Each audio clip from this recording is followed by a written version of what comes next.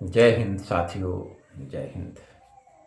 आज मैं आप सबों के समक्ष कुछ बात रखने का प्रयास कर रहा हूँ।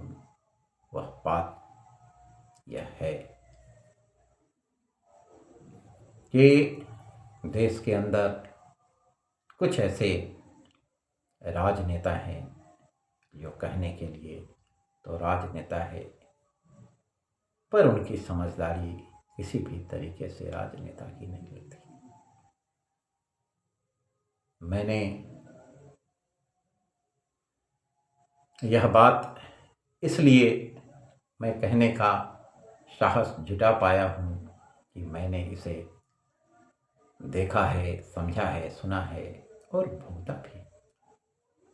आज के समय में देश के अंदर लगभग 37 राज्यसभा की सीटों पर चुनाव संपन्न हुए, जिसमें सर्वाधिक सीटें भारतीय जनता पार्टी को मिली है और वह जीता भी। और इस चुनाव में मैंने यह भी देखा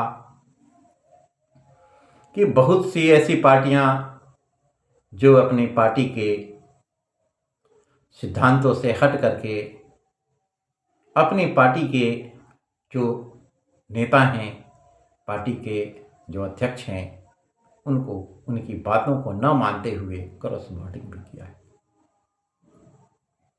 उसका जीता जागता उदाहरण आप उड़ीसा में हैं, इसी का जीता जागता उदाहरण आप हरियाणा के भूमि पर भी देख सकते हैं। इसका जीता जागता उदाहरण बिहार की भूमि पर भी आप देख सकते हैं। मैं अपने प्रदेश बिहार के बारे में थोड़ा बात करता हूँ कि यहाँ पर यह कहा गया कि बिहार के मुख्यमंत्री नीतीश कुमार, उनकी हार्दिक इच्छा है, दिली इच्छा है कि वह राज्यसभा जाना चाहते हैं और राज्यसभा जाने की इच्छा के कारण वे राज्यसभा का नॉमिनेशन भी किया, चुनाव भी जीते। उनके साथ भारतीय जनता पार्टी के अध्यक्ष नितिन नवीन जी,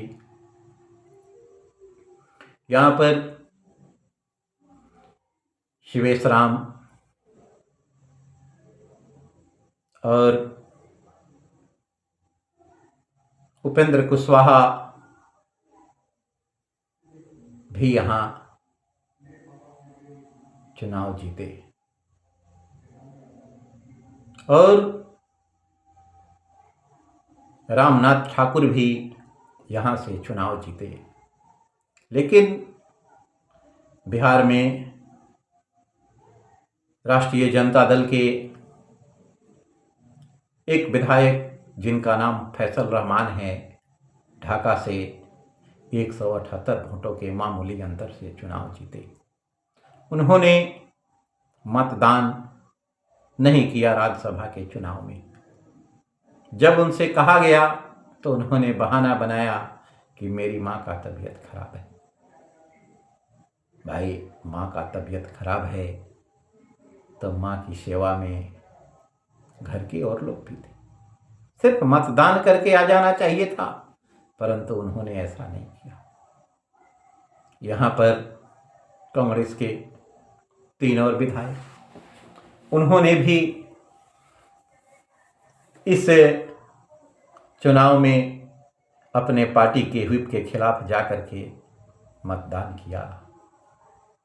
न आज कांग्रेस में ताकत है कि अपने विधायक के खिलाफ, जिन्होंने मतदान किया अपने पार्टी व्हिप के खिलाफ, उस पर कार्रवाई कर सके, और न ही तेजस्वी प्रसाद यादव में उतनी ताकत है कि वह भी किसी भी प्रकार का कोई कार्रवाई कर सके।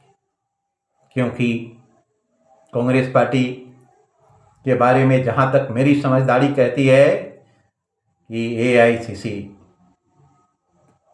का इस बिहार में अपने 6 विधायकों को निर्वाचित कराने में लगभग 36 करोड़ रुपए का खर्च आया था। यानी 6 करोड़ खर्च करने के बाद ये फिर यदि जोड़ेंगे एक विधायक के ऊपर पड़ता है, और 3 विधायक ऐसे ही जाकर के अन्य पार्टी को वोट दे करके चले आए। दूसरी तरफ राष्ट्रीय जनता पार्टी, राष्ट्रीय जनता दल, जिसके अध्यक्ष तेजस्वी प्रसाद यादव, उनको भी इतनी ताकत नहीं है कि वो अपने विधायक फैसल रहमान के खिलाफ कोई कानूनी कार्रवाई कर सके और अपने पार्टी से निकाल सके। कारण साफ है कि यदि वे अपने विधायक फैसल रहमान के ऊपर कार्रवाई करते हैं, निलंबन की कार्रवाई का सूचना देते हैं, तो निश्चित रूप से वो विधायक दल के नेता, विरोधी दल के नेता नहीं रह पाएंगे। यह डर उनको भी सताया जा रहा है। यही स्थिति हरियाणा में है और हरियाणा में कांग्रेस का जो राज्यसभा सांसद जीता है वह मामूली वोट, 1 वोट के बढ़त से वह जीता और वहाँ के भी लगभग 9 ऐसे विधायक हैं जो क्रॉस वोटिंग कर करके भाजपा को जीती। यह बात कहने में तो साधारण है, सोचने पर बहुत बड़ी होती है। आज के समय में देश देख रहा है। यह बात सुनने के लिए हमेशा मिल रहा है। राहुल गांधी संसद में अक्सर कहा करते हैं कि मुझे बोलने नहीं दिया जा रहा है। अरे भाई राहुल गांधी जी,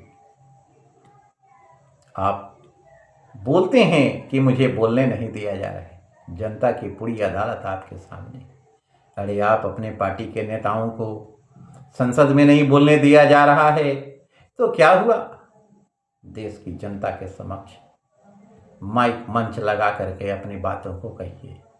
आपके पार्टी के लोग, कांग्रेस पार्टी के लोग, सिर्फ कांग्रेस ही नहीं, देश के विभिन्न बहुत से राज्यों में ऐसी विरोधी दल की पार्टियां हैं जिनके लोग अपनी बातों को कहने के लिए जनता के बीच में नहीं जाते और अपनी बातों को जनता के बीच में उठाने का उनको किसी भी प्रकार का कोई तजुर्बा भी नहीं है। आज कांग्रेस जहां है उस स्थिति में भारतीय जनता पार्टी हुआ करती थी। जहां भारतीय जनता पार्टी आज है वहां कांग्रेस हुआ करती थी। विगत कई चुनावों से मैं देख रहा हूं। इसी चुनाव में, बिहार विधानसभा के चुनाव में मैंने देखा कि राहुल गांधी, तेजस्वी प्रसाद यादव एक जीप में सवार होकर के पूरे बिहार को घूमे और बिहार घूमने के बाद परिणाम क्या आया वह सब आपके सामने। कथनी और करनी में जब अंतर होगा तो जनता आपको ऐसे ही समझाएगी। आज देश में बहुत सी पार्टियों का हालात यही। देश के पटल पर बहुत सी पार्टियां आती तो है कि सेवा करेंगे और घोटालों में आकर के लीन हो जाती है। जब आप घोटालों में आकर के लीन हो जाएंगे, तल्लीन हो जाएंगे, घोटाला करने लगेंगे तो जनता तो आपसे ज़्यादा समझ रही है।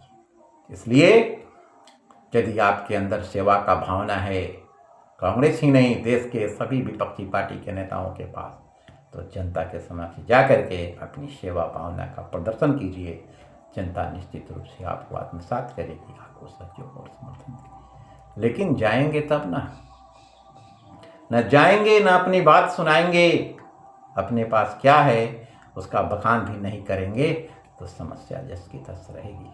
इसलिए समय है जनता के बीच जाकर के अपनी बातों को रखने का, अपना मंतव्य रखने का, जनता के साथ जनता के दुख दर्द में शरीक होने का। तब जाकर के कहीं ना कहीं रास्ता बनती है। नहीं तो मैं यही कहूँगा कि गालिब की आंखों ने वो हाल भी देखा है, लम्हों ने खता की थी, सदियों ने भोगा है। इन्हीं शब्दों के साथ मैं अपनी बातों को समाप्त करता हूँ। जय हिंद।